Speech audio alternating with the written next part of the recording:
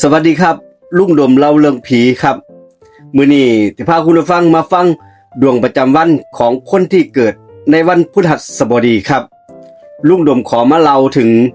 ดวงประจำวันของคนที่เกิดในมื้อวันพฤหัสบดีในมุมของความเชื่อและแนวคิดดีๆเพื่อให้ใช้เป็นแนวทางในการใช้ชีวิตประจำวันนั่นเองครับวันพฤหัสบดีถือว่าเป็นวันแห่งครูบาอาจารย์ปัญญาและบุญกุศลพลังของมือนี้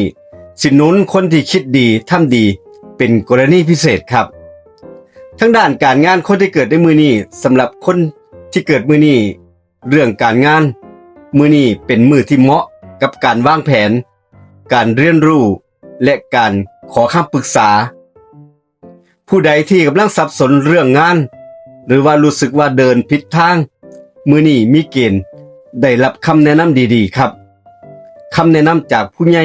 หรือว่าคนที่มีประสบการณ์นั่นเองตามความเชื่อโบราณมองว่าวันพฤหัสบดีเป็นวันครูถ้าเฮานอบน้อมถ่อมตนและเปิดใจเรียนรู้โอกาสดีๆสิเข้ามาหาเฮาเองครับข้อคิดดีๆสำหรับคนที่เกิดในมือนี้อย่าย่านที่จะเริ่มต้นใหม่เพราะทุกความรู้ใหม่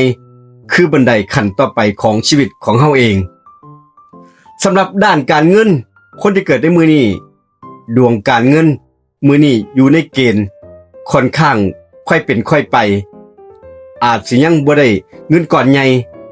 แต่ก็มีเงินเข้ามาอยู่เรื่อยๆเงินจากงานหลักหรือว่างานเสริมนั่นเองหรือว่าขอความช่วยเหลือจากคนรอบตัวของเฮาได้ตามความเชื่อของคนที่เกิดในวันพฤหัสบดีครับถ้าเฮานี่ยอดกระปุกหรือว่าทำบุญเกี่ยวกับการศึกษาสิซอยเปิดทางการเงินให้ระยะยาวได้ดีเลยทีเดียวข้อคิดดีๆสำหรับคนที่เกิดในมือนี้เงินที่ได้มาจากความรู้จะอยู่กับเฮาได้นานที่สุดครับสำหรับด้านความรักคนที่เกิดในมือนี้ความรักคนที่มีคู่มือนี้เหมาะกับการคุยเรื่องอนาคตการวางแผนชีวิตร่วมกันเสียให้ความสัมพันธ์แน่นแฟ้นขึ้นไปอีกครับ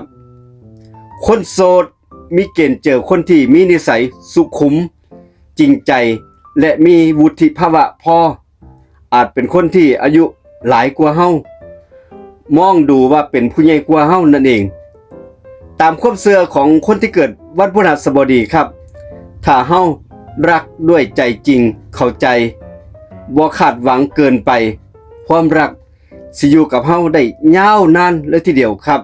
อันนี้ก็เป็นความรักของคนที่เกิดในวันพฤหัสบดีข้อคิดประจำมื้อนี้ของคนที่เกิดในวันพฤหัสบดีครับชีวิตสิดีขึ้นเมื่อเฮายอมพัฒนาตัวเองและมื้อละนิดละนิดมื้อละหน่อยบ่ต้องเก่งกว่าคนอื่นเขาแค่เก่งกว่าตัวเองมื้อนี้ก็พอถือว่าเฮาเอาชนะโตเฮาแล้วมื้อนี้ทุกคนมีจังหวะชีวิตของตนเองอย่าเร่งอย่าเปรียบเทียบคนอื่นแล้วเอาความสุขมาตักตวงให้เจ้าของค่อยๆย่างไปค่อยๆเดินไปช้าๆทุกอย่างมีความสำเร็จครับเชื่อไว้เป็นแนวทางครับใส่สติเป็นหลักขอให้ทุกคนมีมื้อนี้เป็นมื้อที่ดีมีปัญญามีบุญหนุนโชคดีมีพลังบวก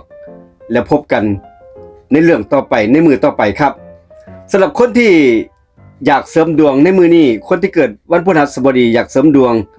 มือนี้อยากเสริมดวงก็ลองใส่เสื้อสีส้มสีเหลืองหรือว่าสีทอง